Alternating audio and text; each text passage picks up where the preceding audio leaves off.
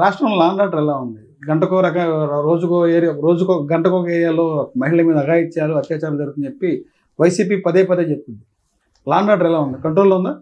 ఒకటి సార్, అఘాయిత్యాలు పెరిగిపోయినాయి. ఇందాక మనం ఇంటర్వ్యూ స్టార్ట్ అవ్వకముందు ఫ్యాన్ తిరుగుతుంది, నేను స్విచ్ ఆపాను.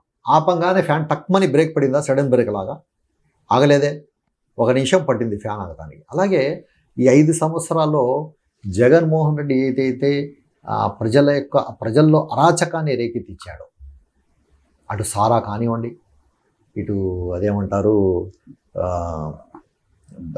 వైట్ షుగర్, ఏదో మాదక ద్రవ్యాలు, మాదక ద్రవ్యాలు అంటాం కదా, గంజాయి. ఇదైతే గంజాయి అయితే ఎక్కడో గంజాయి మొక్కలు ఉన్నాయంట, ఎక్కడో ఎవరో పెద్దోళ్ళు ఫ్యామిలీలు ఏదో వాళ్ళ పిల్లలు ఇలా చెడిపోయారు, తీసుకున్నారు గంజాయి అని వినేవాళ్ళం. ఈ సందుల్లో కూడా గంజాయి ఈరోజు వచ్చిందంటే దానికి కారణం ఎవరు?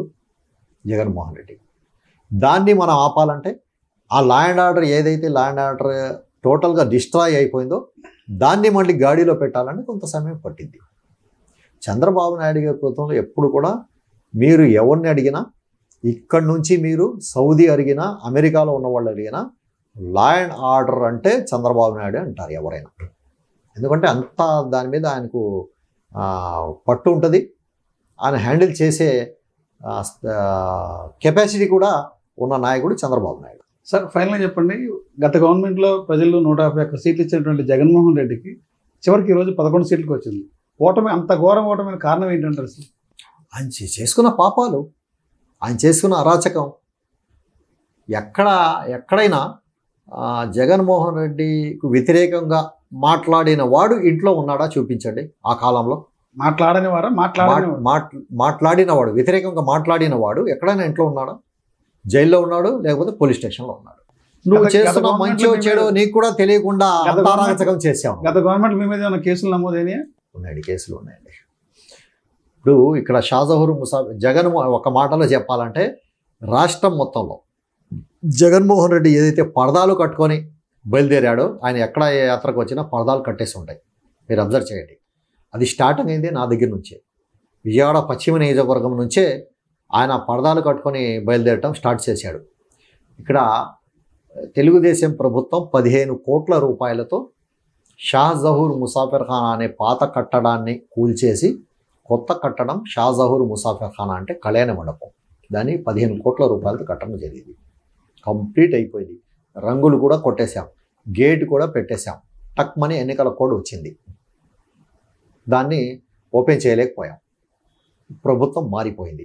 జగన్మోహన్ రెడ్డి వచ్చిన తర్వాత 2.5 సంవత్సరాలు దాన్ని భూత్ బంగ్లాలాగా పెట్టేశాడు.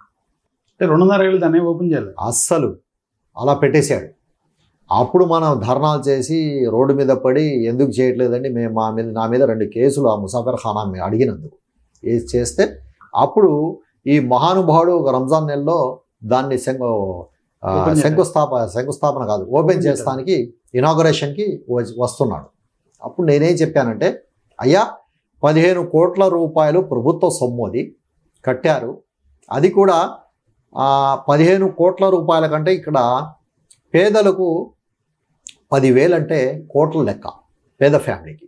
వాళ్ళు ఇక్కడ ఈ 15,000 10,000లో పెళ్ళిళ్ళు అయిపోయే ఇంత పెద్ద కట్టడాన్ని వదిలేసి ఎక్కడో బందా రోడ్డు, ఏలూరు రోడ్లో వాళ్ళు కళ్యాణ మండపాలు 50,000 60 లక్షల రూపాయలు కట్టుకున్నారు. ఇంత సొమ్ము, పేద సొమ్ము వృధా అయింది కాబట్టి నువ్వు చేసిన గాలి పనికి నువ్వు క్షమాపణ చెప్పి వచ్చి రిబ్బన్ కట్ చేయని చెప్పాం. ఇదేమన్నా తప్పుందా? ఈ మాట చెప్పినందుకు నాకు ఇంట్లో పెట్టేసి, నా ఇంటికి ఏదైతే వచ్చే రహదారులు ఉన్నాయో మొత్తం క్లోజ్ చేసి, నన్ను ఒక్కడిని కూడా కలవనీయకుండా పెట్టి, రాత్రి పగలు పెట్టేసి, ఒక డిఎస్పీ స్థాయి అధికారిని పెట్టేసి, 2 ఎస్ఐలు, 2 సిఐలు, 5-6 ఎస్ఐలు ఆ సందులో కూర్చోబెట్టి నన్ను ఇంట్లో నుంచి రాకుండా చేసి వచ్చి, అది కూడా ఎక్కడ ముస్లిం ప్రజలు తిరగబడతాడో ఈయన స్టేట్మెంట్ ఇచ్చాడు ఫతావుల్లా అని, అటు ఇటు పరదాలు కట్టేసి, ఎక్కడ అమ్మా హోటల్ దగ్గర నుంచి మినార్ మసీదుని కూడా కప్పేశారు పరదాలతో, 2 వైపులా కట్టేసి. ఈ మహారాణి వచ్చినట్టు ఈయన మధ్యలో వచ్చాడు. గతంలో మనం చూస్తాం, రాణులు మహారాణులు పరదాలు గిరదాలు కట్టుకొని, అంటే హోష వాళ్ళకు హిజాబ్ అంటాం, దాంట్లో వచ్చేవాడు. అలాగా ఈయన మగోడు కానీ ఒక ఆడదిలాగా పరదాలు కట్టుకుని అటు ఇటు వచ్చాడు. పరదాలు కట్టుకొని ఎవరు వస్తారు? జనరల్గా మీరు చూడండి, ముస్లింలు కానివ్వండి, హిందువులు కానీ ఎవరైనా పరదా అంటే మహిళ, గుజరాతీలు కానివ్వండి, మార్వాడీస్ కానివ్వండి, పరదా అంటే ఒక మహిళకి, మగోళ్ళకి ఉండదు. మగోళ్ళు ఎలాగైనా తిరుగుతాడు అతను. ఇతను పరదాలు కట్టుకునే వచ్చాడు. అంటే అన్ని చోట్లకి పరదా కట్టుకొని ఇక్కడ నుంచే స్టార్ట్ అయింది అది. మీ దగ్గర నుంచి విజయవాడ పశ్చిమ నియోజకవర్గం నుంచే పరదాలు కట్టుకొని స్టార్ట్ చేశాడు ఆయన, భయపడి జనానికి. అది పరిస్థితి.